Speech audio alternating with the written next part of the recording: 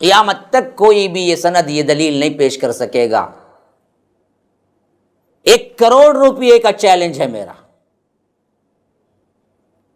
ایک آیت ایک حدیث تم بتا دو جس میں رب نے یہ ذمہ داری فلاں کو دی ہے، یہ صراحت ہو۔ السلام علیکم ورحمۃ اللہ وبرکاتہ۔ بسم اللہ الرحمن الرحیم، الصلاۃ والسلام علی اشرف الانبیاء والمرسلین نبینا محمد وعلی آلہ وصحبہ اجمعین وعلی من تبعہم بإحسان الی یوم الدین وبعد۔ فاعوذ باللہ من الشیطان الرجیم، یا ایہا الناس انتم الفقراء الی اللہ واللہ هو الغنی الحمید۔ برادران اسلام، واجب الاحترام بزرگوں، دوستوں، عزیز ساتھیوں، لائق احترام ماؤں اور بہنوں، تصحیح عقیدہ، اس کی اہمیت اور اس کی ضرورت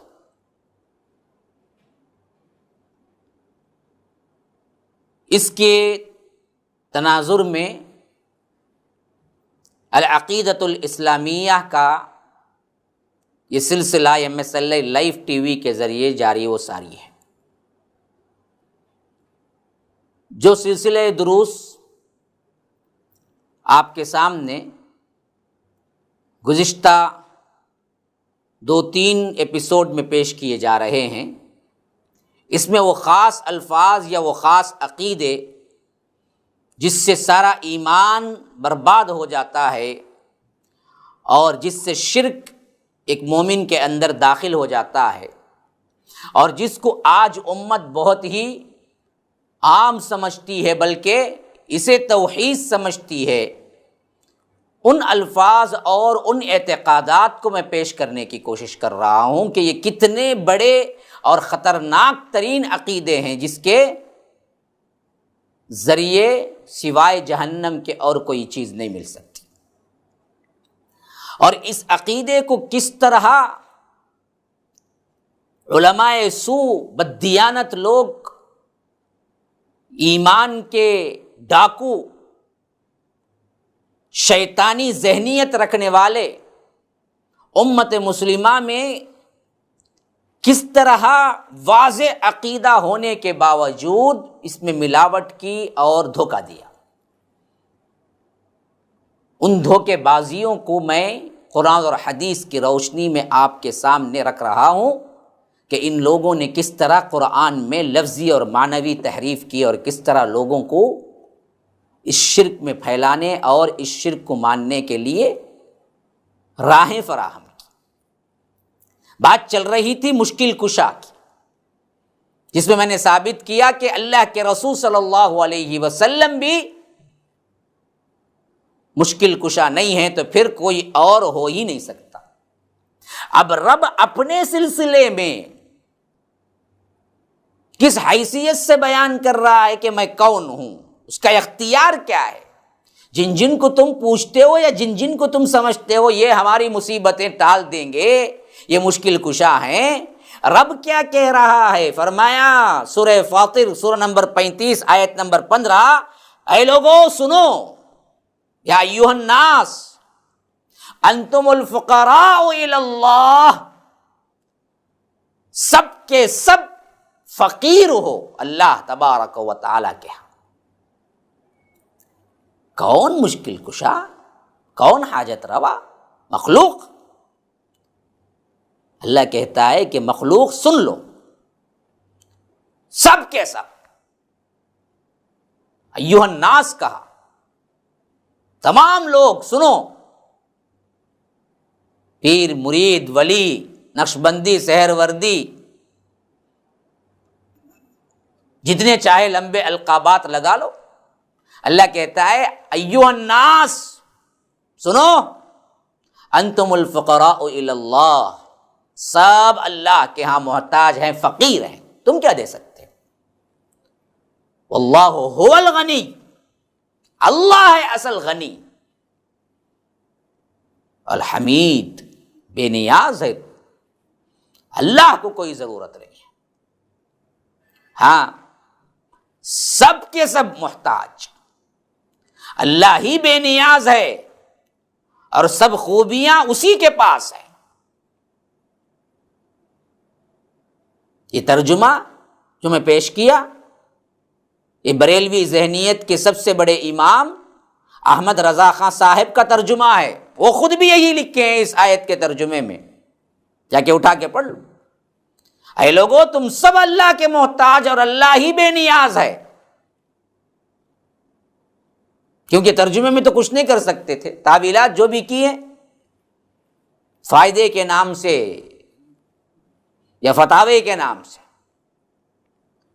تو اس آیت مبارکہ میں اللہ تبارک و تعالی نے کسی ایک گروہ کو خطاب نہیں بلکہ پوری انسانیت کو خطاب کیا، جس میں انبیاء بھی آ گئے، اولیاء بھی آ گئے، صحابہ کرام تابعین بھی آ گئے، اس کے بعد آنے والے بھی آ گئے، قیامت تک جتنے آئیں گے وہ بھی آ گئے۔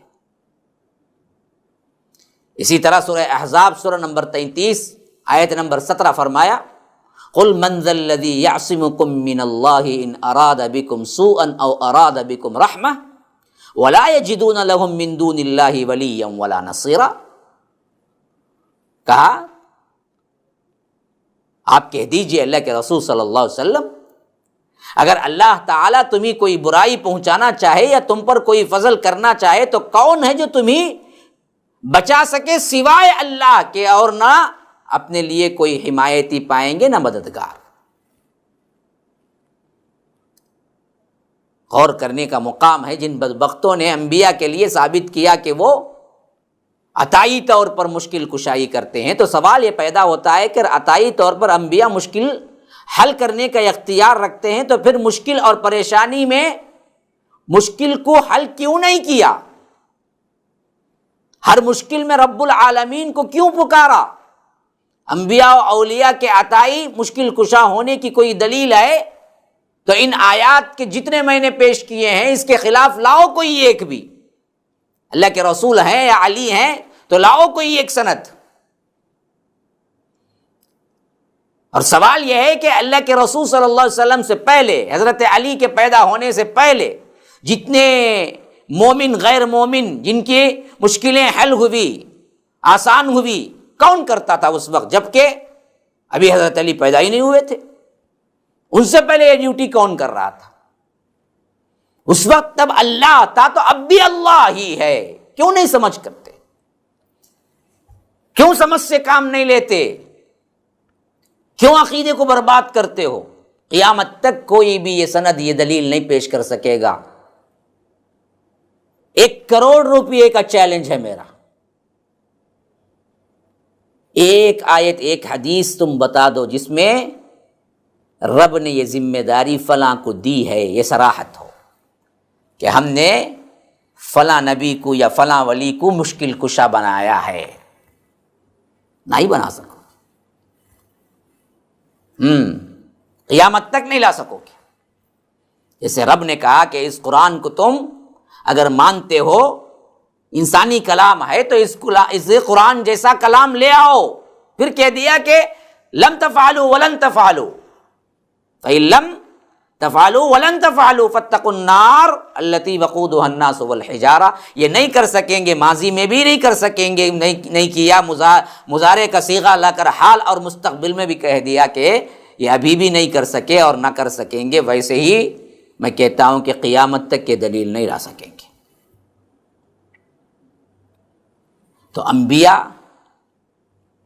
کہ نقش قدم پر چلتے ہوئے مصائب، تکالیف و مشکلات میں مسلمانوں خالص اللہ کو پکارو، اسی کو حاجت روا مشکل کشا سمجھو، اسی پر توکل کرو۔ ہاں کوئی اور مشکل کشا نہیں، من گھڑت واقعات پر اپنے عقیدے کی بنیاد مت رکھو، جہنم کی طرف لے جانے والی ہے۔